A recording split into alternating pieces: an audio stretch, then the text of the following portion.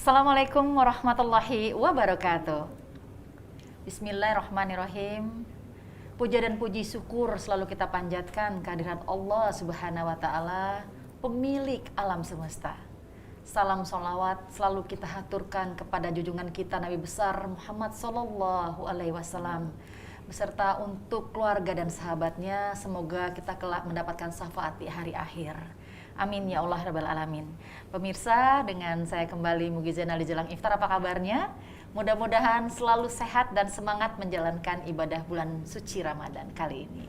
Ya pemirsa, di bulan Ramadan kali ini 1443 Hijriah, kita masih dalam suasana adanya wabah virus COVID-19. Jadi sudah lebih kurang 2 tahun, ya.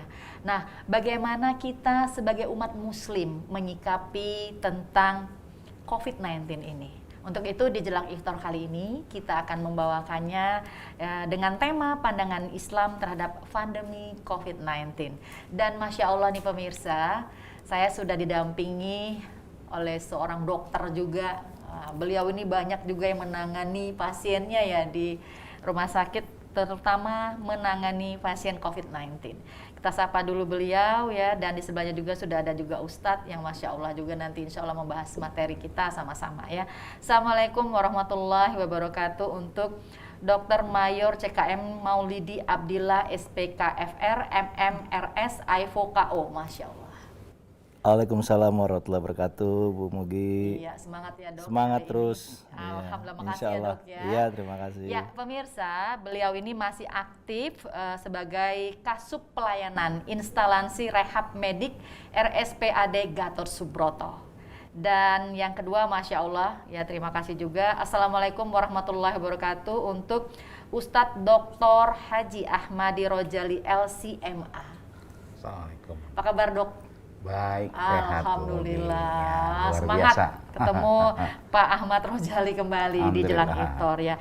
Dan pemirsa, beliau adalah dosen dan asesor sertifikasi haji dan umroh Fakultas Dakwah dan Ilmu Komunikasi UIN Syarif Hidayatullah Jakarta, dan juga Ketua Komisi Hukum dan Advokasi DPP ADAI. Masya Allah, semuanya sibuk, tapi Masya Allah terima kasih sempat hadir ke Jelang Iftar untuk mengisi acara bersama-sama. Nah, tapi sebelum kita berbincang-bincang nih untuk Dr. Maulidi dan juga untuk Ustadz Rojali, kita rehat dulu ya.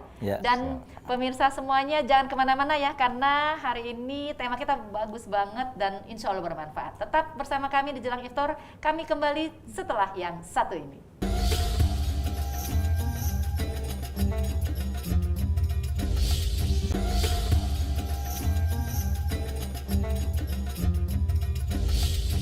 Pandangan Islam bagaimana terhadap pandemi COVID-19?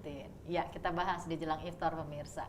Untuk yang pertama saya mau diskusi dulu sama Dr. Maulidi nih. Ya. Dok kan udah banyak yang nanganin pasien ya di rumah sakit. Ya. Tapi kita ingin tahu dulu nih dok, seperti apa sih dok COVID-19 ini? Ya silakan dokter.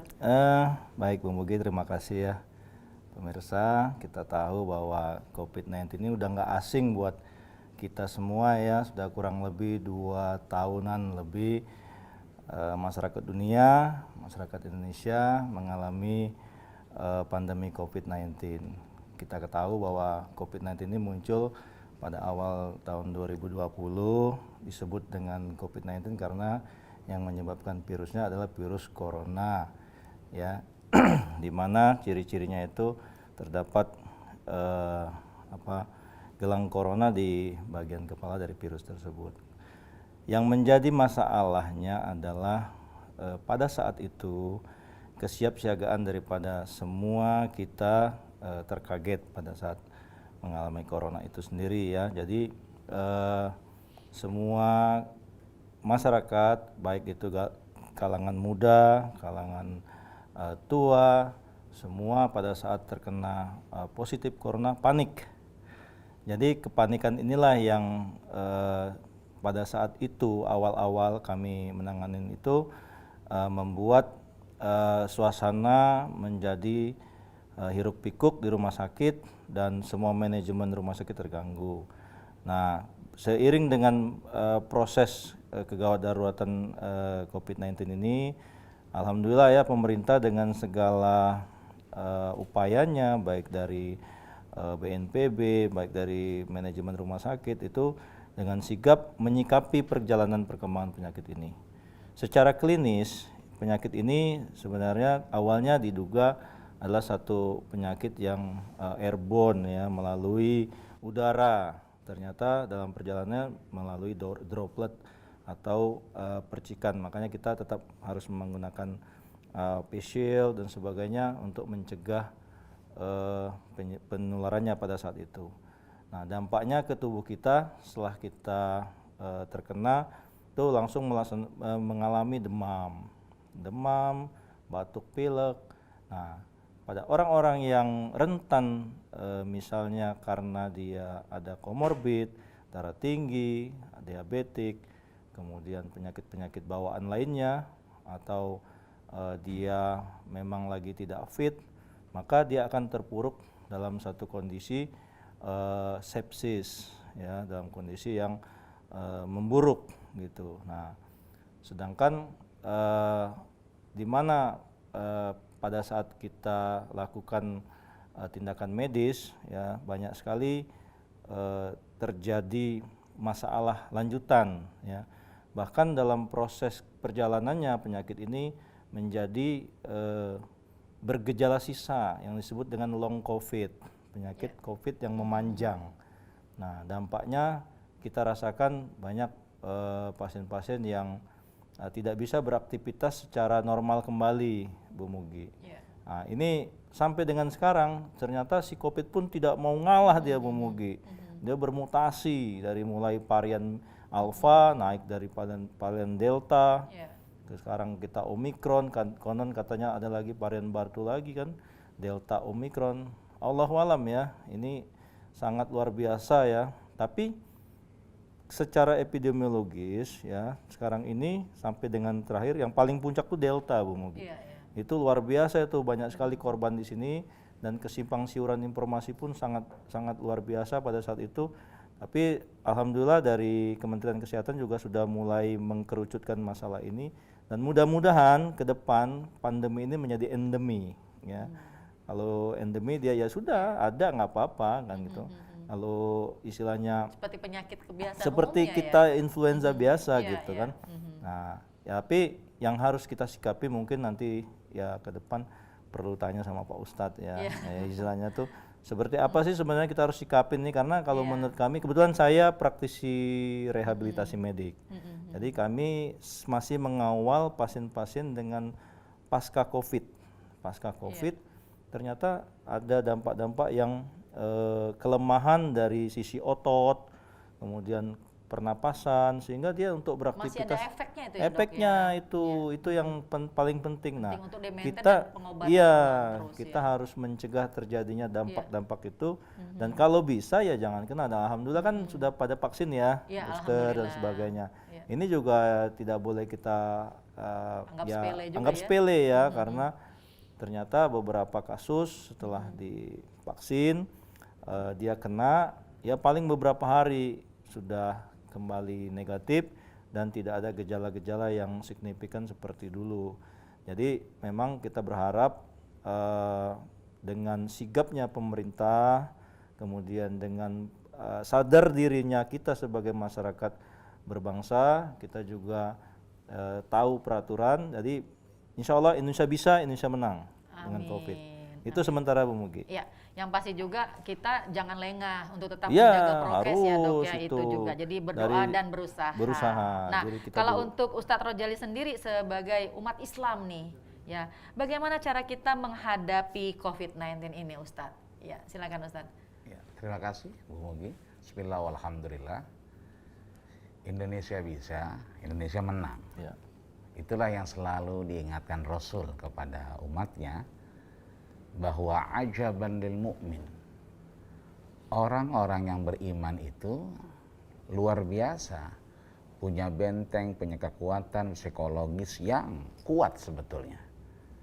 Mana faktanya? In asabathum sarra syakar wa in asabathum darra sabar. Kalau dia mendapatkan sesuatu kebaikan, kenikmatan, kenyamanan, maka dia akan syakar, bersyukur. Sebaliknya, ketika in asabathum dharra, ketika mendapatkan sesuatu yang tidak nyaman, harus isolasi mandiri, sudah negatif positif lagi, ya kan? Bahkan sudah dinyatakan negatif tapi otot-ototnya kendor dan seterusnya, maka sabar. Sabar adalah jawabannya. Maka di sini untuk memenangkan proses kita berkehidupan berdampingan dengan COVID-19, agama sebetulnya mendampingkan itu pada sikap kita. Ketika kita sedang sehat luar biasa, ayo syakar, bersyukur, berbagi, memberikan pencerahan, mengajak untuk kepada kebaikan, tidak kembali kepada kelengahan. Tadi Pak Dokter Maulidi sudah ajak kita pakai face shield. Pakailah kalau punya, kecuali nggak punya. Ya kan? Di sini artinya kita mengembalikan, tetap jaga jarak, betul, gitu ya. jaga jarak, ya kan. Ya. Artinya disinilah kemudian bentuk syukur kita, mengimplementasi nilai-nilai agama dalam kehidupan, maka secara langsung dan tidak langsung COVID-19 juga akan personal distancing dengan kita. Di luar itu, ketika kita memang menjadi satu korban misalnya, sudah sangat menjaga tapi mohon maaf terkena juga, maka sabar. Bersabar adalah kuncinya. Bahwa Rasul kemudian mengajarkan sabar, kenapa? Karena banyak sekali manfaat dari kesabaran itu. Di antaranya mental tadi. Ya. Ketika seseorang kemudian sudah menjaga dirinya tapi kemudian masih terkena, maka kesabaran itu membuahkan satu kenikmatan tersendiri, bahwa Allah sedang tidak melakukan sesuatu yang tidak baik, tapi Allah sedang memperhatikan kita, tapi Allah sedang maintenance kepada kita untuk kita lebih kuat, kita lebih care, untuk kita lebih memperhatikan diri kita dan sekelilingnya. Inilah fungsinya, bahwa sekali lagi untuk kita menang, untuk kita menjadikan diri kita menang dari aktivitas COVID-19 ini, maka dua hal ini harus kita jalan bergandengan, ya, antara syukur, ya, dalam keadaan kita nyaman, ya, sehat, maka tebarkanlah kesehatan, kenyamanan itu seoptimal mungkin mumpung masih ada umur di tubuh kita. Amin. Amin. Ya, pada intinya kita tetap berhusnuzon positif ya, Iya, kepada betul. Allah Subhanahu wa taala juga ya. Betul. Ustadz Setuju. ya. Iya. Ya, dan pemirsa jangan kemana-mana, perbincangan kita mengenai pandangan Islam terhadap pandemi COVID-19 akan kembali tentunya setelah yang satu ini.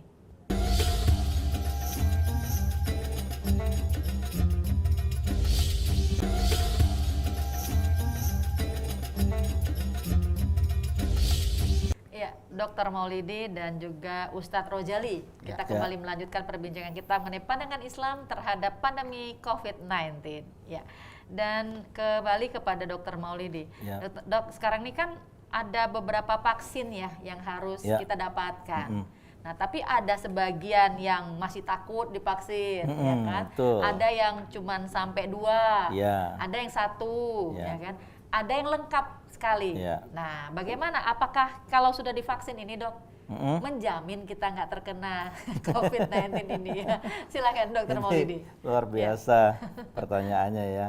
Ya. Saya bicara fakta saja Ya. ya. Artinya segala upaya usaha yang sudah disebutkan oleh pemerintah untuk memberikan herd immunity itu sudah terlaksana. Ya, betul. Memang dalam pelaksanaannya ya faktanya masih ada juga orang yang sudah divaksin lengkap, boosternya 2 kali, tapi tetap satu momen dia mengalami positif pada saat dia di swab, apakah itu di swab dalam rangka rutin, Ya. apakah itu dalam rangka mengikuti acara tertentu yang diwajibkan, ternyata dia positif. Nah, ini bisa terjadi. Jadi mungkin bijaknya masalah jaminan menjamin itu tidak pas juga ya. Vaksin itu upaya usaha kita untuk mendapatkan satu tambahan imunitas selain imunitas yang kita miliki sendiri.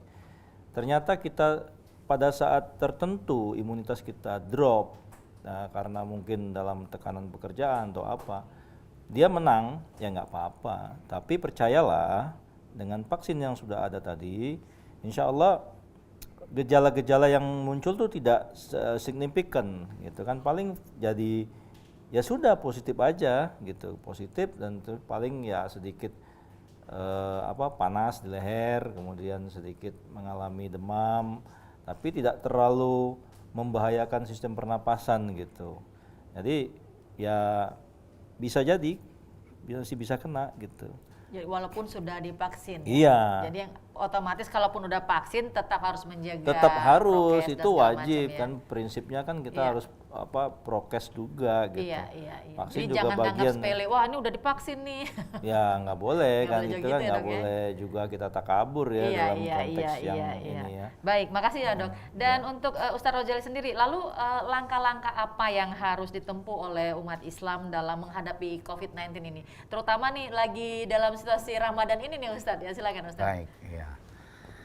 Pertama bahwa harus dipahami, Ya. COVID-19 ini adalah bagian dari sunnatullah. Seperti itulah Allah memberikan gambaran, fakta di hadapan kita sehingga kita mampu belajar. La'allakum ta'qilun. Kita mampu berpikir, bersikap untuk menempatkan diri kita pada posisi terbaik. Maka agama mengajarkan kaidah yang Rasul sendiri mengabarkan kepada sahabatnya. Firaruka minal majzum, ya. Firaruka minal asad. Kita sudah diwanti-wanti ketika ada wabah, ketika ada virus, ketika COVID-19 kemudian mendera, ya kan. Kita untuk kemudian menjauh, ya, maka ada istilah social distancing. Maka tidak ada yang kontradiktif di sini. Yeah. Antara prokes yang pemerintah mendengungkan itu, mengulangi kepada masyarakat untuk tetap prokes dalam konteks beragama, itu sudah diajarkan juga. Jadi tidak ada yang kontradiktif. Secara implisit bahwa pemerintah mendorong itu, agama pun mengajarkan itu. Maka menjauhlah kita ketika kita tahu ada virus di situ. Ya, maka kita mengenal ya ada yang namanya kita isolasi agar kemudian kita teridentifikasi tidak menjadikan orang lain tidak baik. Pun kita yang merasa mungkin tidak baik tidak menjadikan orang lain menjadi seperti kita. Iya, betul. Maka firaruka minal asad. Kita menempatkan diri kita untuk menjauh. Laksana kita melihat asad, ya, harimau, singa yang ingin menerkam kita, maka disitulah kita sedang menyelamatkan diri kita dan menyelamatkan orang lain sesungguhnya. Maka sekali lagi prokes, ya kan, dan konteks-konteks tertentu yang sudah dicanangkan pemerintah ini sejalan dengan apa yang diajarkan agama. Terlebih mohon maaf lahir batin, Ramadan yang identik dengan kebersihan, Betul. identik kesucian. Ini kan dasar-dasar untuk kita mohon maaf lahir batin jauh dari virus COVID-19. Cuci tangan, ya kan, kemudian bersih dan seterusnya. Itu konteks-konteks beragama yang harusnya dilakukan sebelum dia Ramadan. Makanya doa-doa yang sering didengungkan masjid, mushola, majelis taklim, Allahumma barik lana fi Rajab, Sya'ban, wa balighna Ramadan.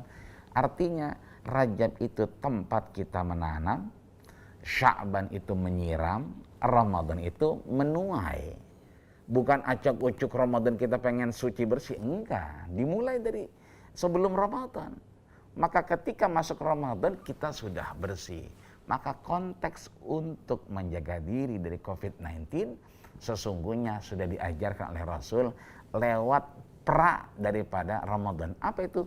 Tarhib Ramadan yang sudah kita jalankan kemarin. Apa itu tarhib? Bersiap-siap dengan kedatangan Ramadan, menjaga kesucian.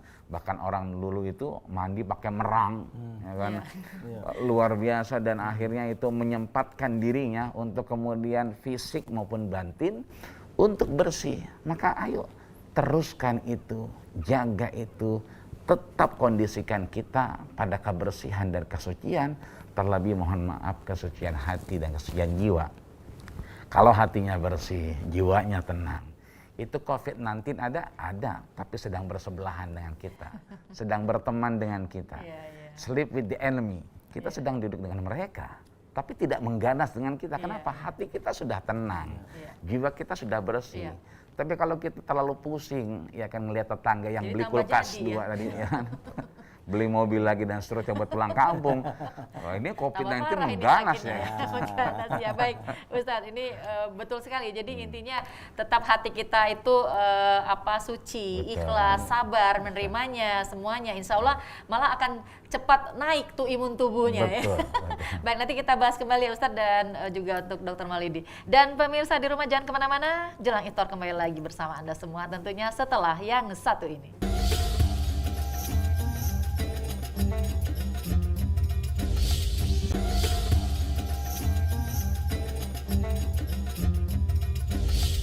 Ya, pemirsa, kembali kita di Jelang Iftar dengan tema kita, Masya Allah, pandangan Islam terhadap pandemi COVID-19. Ya, melanjutkan tadi dari diskusi bersama Ustadz Rojali ya, bahwa kalau kita sudah kena, ditambah pikiran banyak, mana perekonomian lagi sulit, waduh, udah kejepit tambah kejepit lagi nih. Bagaimana nih Dr. Maulidi? Katanya kalau kita sudah terkena COVID itu, kalau stresnya kita tuh itu membuat kondisi kita malah tambah jadi nih, tambah parah. Itu betul bagaimana sekali. menyikapi itu? Jadi memang kepanikan setelah kita sebenarnya diagnosa COVID secara pasti itu kan dengan pemeriksaan PCR pada saat itu ya. Setelah dinyatakan positif PCR, maka beberapa dari pasien itu mengalami kecemasan.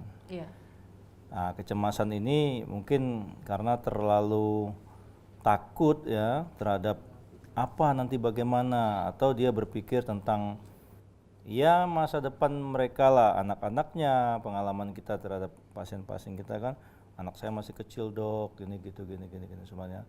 Akhirnya dia cemas. Nah, kecemasan ini akan membangkitkan, memicu tubuh kita itu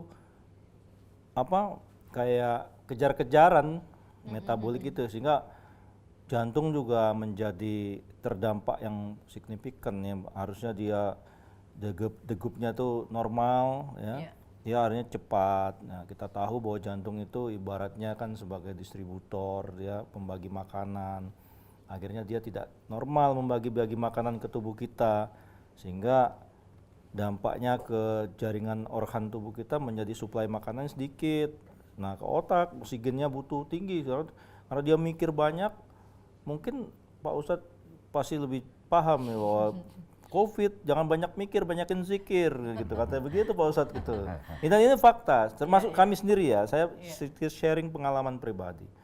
Pada saat saya dinyatakan positif, satu keluarga kami tracing, dan alhamdulillah ibu saya yang notabene itu penyandang kanker, kemudian ada patah paha, dia ada juga cuci darah, itu positif.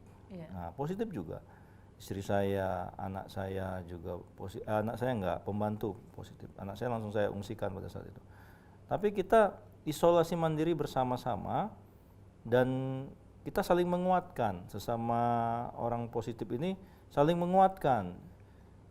Pada saat itu ya udah kita prokes tetap, tapi kita saling ya tetap menguatkan gitu, tidak merasa minder, tidak merasa takut, cemas, panik, sehingga hari-hari itu menghitung hari aja. Alhamdulillah tidak ada gejala yang bermakna, sampai malahan ya saya sendiri alhamdulillah ya bisa melaksanakan aktivitas single bike ya, ambil sepeda saya keluar dan sebagainya, happy, dan tidak terlalu buat saya pribadi COVID itu saya anggap vaksin aja, divaksin langsung oleh COVID gitu ya. Saya anggap begitu. Pada saat itu belum ada vaksinan Bu Mugi ya. Di situ masih ya udah terpapar, dan alhamdulillah saya negatif 1 bulan. Walaupun istilah di medis itu namanya cycling threshold, itu menentukan berapa tingkatnya kan. Saya tuh 39 saya waktu itu, 40 tuh baru negatif. Tapi masih positif, jadi tidak boleh kita melaksanakan aktivitas. Nah, ibu saya malah cuma 3 minggu, istri saya 2 minggu negatif. Nah, kiat-kiatnya ini maksud saya, apabila Anda terdeteksi, misalnya lagi kondangan gitu, tiba-tiba positif, jangan panik dulu, santai aja ya. Santai aja, berusahalah untuk tenang ya. Ya tuh, tapi tetap prosedur, tetap kabarin, tetap menghubungi keluarga kita. Jadi intinya jangan panik, Bu Mugi, jangan panik ya, gitu aja. Pasti dalam segala hal itu harus tenang dan tetap berusaha. Ya, makasih banyak dokter. Dan untuk Ustadz Rojali sendiri nih, ini nggak kerasa nih waktu kita udah di penghujung ya. Ya, Dok. Ya, untuk Ustadz Rojali sendiri, kesimpulan dari intisari kita di tema pandangan Islam terhadap pandemi Covid ini sendiri seperti apa nih Ustadz? Ya silakan sampaikan Ustadz. Seringkali kita mendengar panik gak? Panik gak? Enggak gitu. Panik lah gitu kan. Panik gak? Maka biar nggak panik gak, zikir itu fazakir fa inna zikratan faul mu'min. Masya Allah. Dia sangat berguna bagi tubuh kita. Maka zikir itu bukannya kita hanya mengingat Tuhan dengan segala ajarannya, bukan. Zikir itu ingat. Ketika kita lagi kondangan tadi kebetulan positif, kita ingat, ingat saja dulu. Kenapa? Innal kalama la fil fuadi wa inna maju ilal lisanu alal fuadi dalila. Semua dari hati kita. Kita bicara ini bukan dari lisan kita, tapi dari sini tertransfer ke sini. Maka innal kalama, sesungguhnya apa yang kita pikirkan itu bukan ada di otak dan lidah kita. Ya, tapi ju'ilal lisan, Allah buatkan yang namanya lisan dan otak ini alal fuadi dalila, untuk menerjemahkan apa yang ada dalam hati kita.